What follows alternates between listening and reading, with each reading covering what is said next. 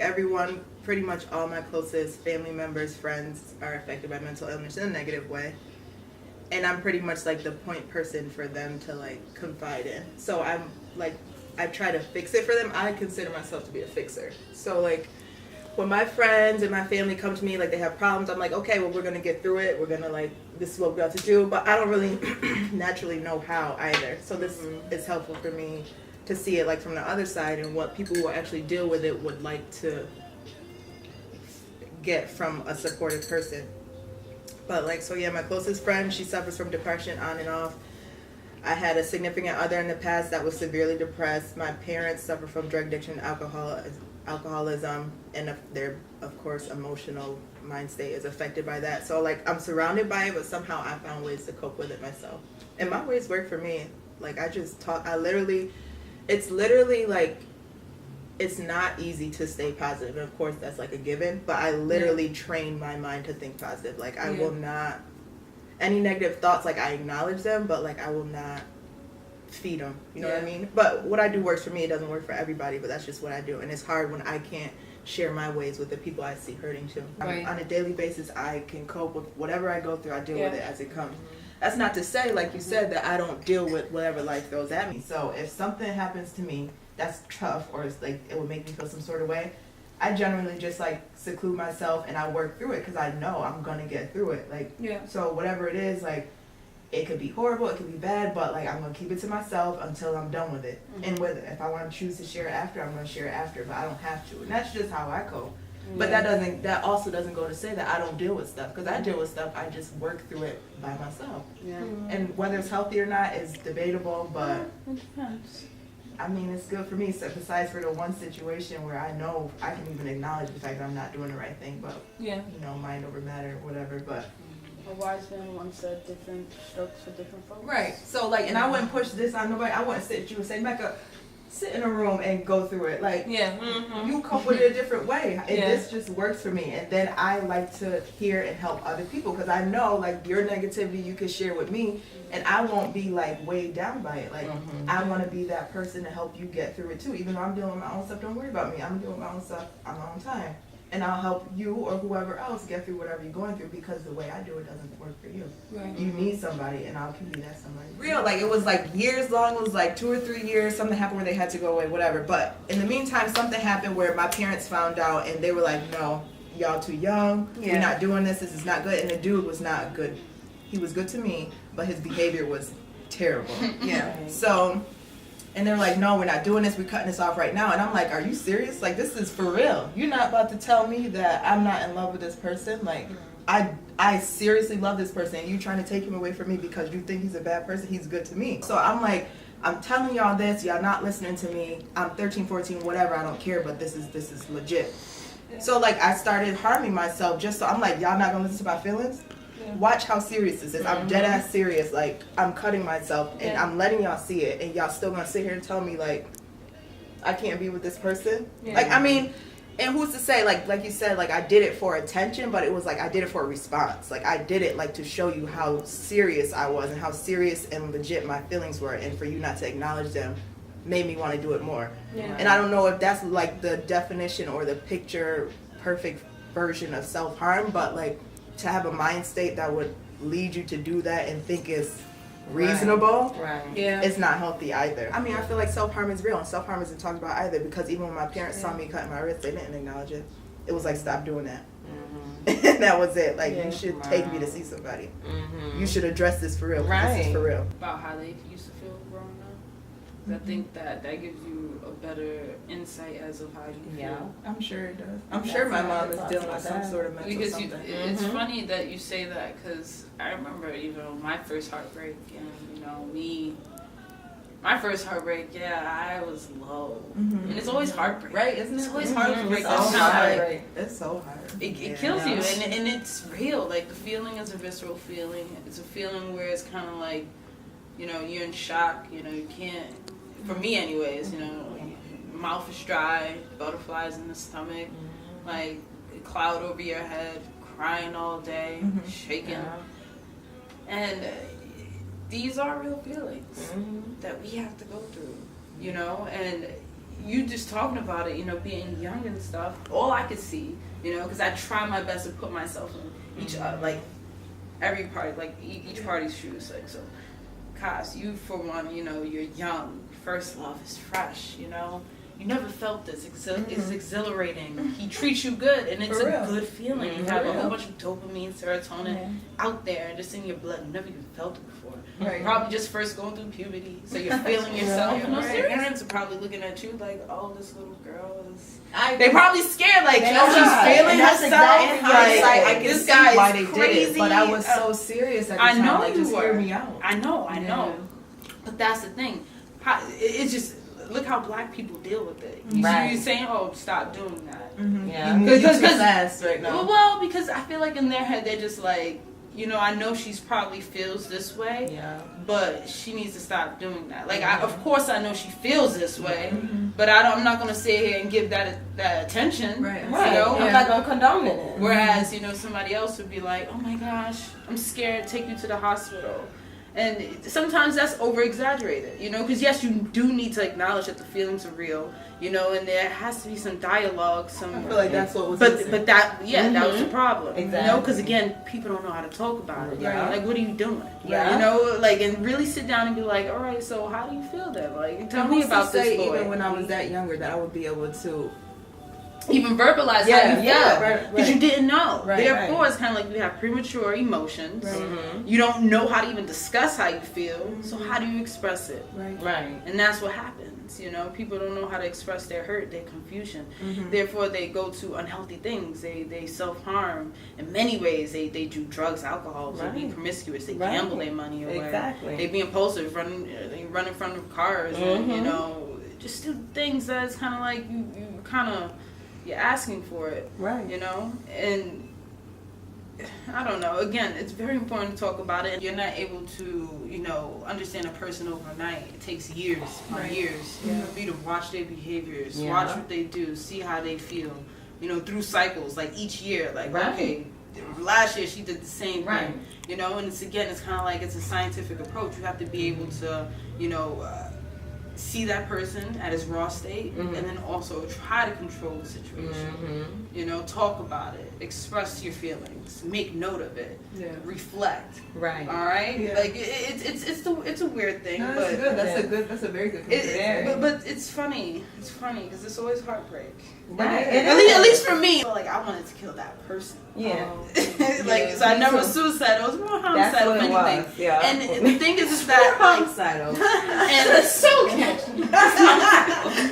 I didn't even say it like that. And the funny thing about it is that honestly, I have a history of people in my family who were homicidal as well. Yeah. And the thing is that depression it manifests not always by being sad. Sometimes it's by a lot of agitation, anger, aggression. And it's kind of like people just snap off. And there were people in the past who have did things because they were provoked or they were in bad situations, probably under the influence of alcohol, drugs, not aware of how they were feeling. And and me just knowing that history, guided me through my life. And I was like, all right, I think that I should break up with this person now and leave. Because I think that might kill him. Right, because you gotta, this is the thing and it's a scary thing because even now going forward, like I meet guys, and sometimes it's like, let me tell you about what I did to my ex-boyfriend. Let's see if you can handle this. Because again, certain guys don't even know how to handle that. Right. You have to meet a guy that's kind of like able to handle his own stuff and also handle you. Right. Yeah. And then even that is kind of like, it's a funky another story. But seriously, it's kind of like, just dealing with people. It's the heartbreak. It'll make you do bad things because it's passion. Passion is not something to play with. You being young and not knowing, and then you meet somebody else in their 20s, different type of passion. In their 30s, different type of passion. And it's rare that somebody can go through those stages with you and you don't outgrow them or they don't outgrow you or y'all get some kind of just disconnect. I seen it somewhere, I don't know who said it, but it's like love is giving somebody the power to destroy you and trusting that they don't. That's basically what it is. Yeah. You're vulnerable. I mean, it's like, that's really what it is, though. And that's why it's always heartbreak. Yeah. See, the thing that I learned is, because I was in a young relationship, the same thing. I was a little older, though. Mm-hmm. My first little boyfriend. And he was bad, but he was good to me, but he had a lot of issues. Right. Both his parents was on drugs. He seen his mom get abused. A lot of things were going on. And he went to jail at a young age. It was a lot of things, but me and him were together before he did his time. But going through that, even when I was in it, it was an abusive relationship. It was. We were fighting. I mean, I wasn't just letting him put his hands. It was like we both were really going at it. Mm-hmm. And sometimes I be thinking, like, why my mom just saying, like, forbid me to see him? Like, why she wasn't like, you can't never see? Or you just no, I wouldn't have, but I would have respected it now. Right. So when I asked my mother, like, Mom, why you was letting me talk to she was like, because I knew that if you would have did it anyways. Mm-hmm. And I just want you to be safe. Mm-hmm. I'm going to take you to his house. I'm going to come and get you. Mm-hmm. I'm going to take you out to the movies. She was like, well, if I would have told you no, you would have did it, and God knows where you would be right now. Mm-hmm. So I had to look at her. There's no right or wrong way of parenting, and there's no book on it. She did the best she could do. Mom was a young mother. She had to learn a lot of stuff on her own. So, but I think I learned real young from that relationship. It was like 15, 16, I think. I was like, all right, I don't like the way he's talking to me. I don't like, and I could recognize it as I got older. So if I got another relationship, which I haven't been in a lot of relationships, I was never that type of, because I know the power that it can have. Mm-hmm. It could destroy you. And that was, a relationship is the only thing, heartbreak is the only thing that delayed me from doing what I love to do. Mm. You get what I'm saying? Mm-hmm. Like, that's some deep shit. But that's the only thing that could delay me from doing what I want to do. It was a form of depression, me being heartbroken, but it was something that I could control because it was my actions. Mm-hmm. I didn't like somebody having basically they have their life in their hands. Mm-hmm. I didn't like it. They reckless with their self. Mm-hmm. They don't love their self. They don't know their self. So it's like, when I got in that, which was rarely, I could recognize it. Okay, I'm starting to get a little depressed. All right, I don't like that. All right, this is happiness. I like this. I like how this feels. You know, I like this. Okay, all right. I could deal with it a little bit better now. Mm-hmm. Yeah. Because I know what I'm not going to deal with. Okay, if this person leave, I could still be able to stand strong. Yeah. Because I know myself. Yeah. And a lot of people are not able to feel like that. People want validation. You got some people that cannot be alone. Mm-hmm. They just can't. You know how many women told me they can't be by themselves? I'm like, why don't you just try? You don't know what you'll learn about. I can't. I don't want to. Could you come over? I got to have somebody. And they get in the relationship after relationship after relationship. They break up. What to do? They with another one. Mm-hmm. They break up. And then I'm like, it's not them. It's you. You don't know yourself. You looking for material things. You looking for what somebody said under your picture. Validation, basically. That's what it is. You just want to post up a cute picture or whatever because you want that validation. Mm-hmm. And you got to be able to, like I said, be real with yourself and know yourself. A lot of people do not know themselves. I would agree. So when you know yourself, you can recognize real. Everybody know that saying. And you do. You know a real man when you see one, when you know yourself. A real man not going to verbally abuse you. Mm-hmm. Period. They're not going to put their hands on you for what? Because when a man resorts to putting their hands on you, and this is what I had to learn, he can't control you. That's his way of controlling you. And I think verbal might be worse than physical. I think that's what I'm saying. Because it's lasting. I swear, I don't. Yeah, it take so much offense to verbal abuse. Like that shit is so like you. Because it plays mind games with you. You like, wait, am I like that? It. And it's coming from somebody that you care about. Exactly. So if anybody on the street could say it, oh, you a whore. Oh, that's what I don't. But it's coming from somebody you laying with, and they're saying this. So you like this is really what you think about. But you want to know it happens so often. So what do you do about it? Right. Maybe that's just the situation. Got to be like, I don't know. I just can't. You know, it takes for the person to really know themselves, and right? To understand that, like, because I mean, I think everybody's been through a situation where somebody's closest says something that was really, really hurtful, And I do that. Were you able to like talk to that person again after that? No, I can't.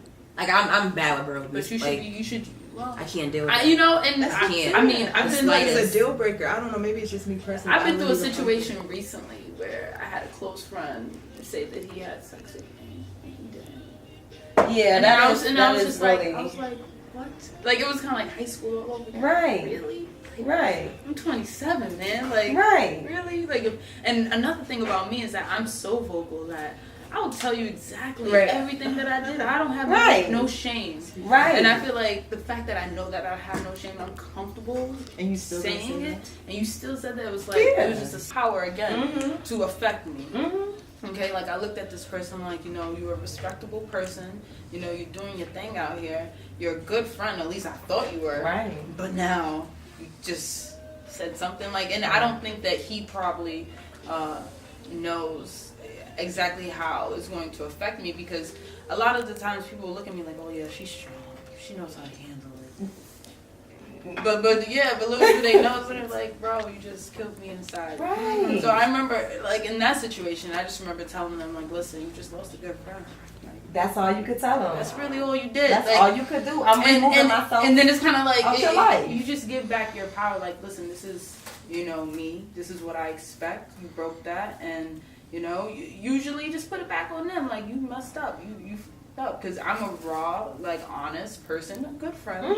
Look what you did. Yeah, you ruined it. Make them feel bad about themselves. So that way they'll be able to change, because that's a problem. It's a problem. You can't be sitting there relying on somebody that cares for you. Right. Or that never did anything to you. Just because you feel like it. Yeah. People try to assassinate people's characters every day based on how they feel. Yeah. Like I said, they're insecure. Because they're insecure. They try to pass that on. And your reaction is the only thing you could control. You can't control what nobody say about you. And I learned that.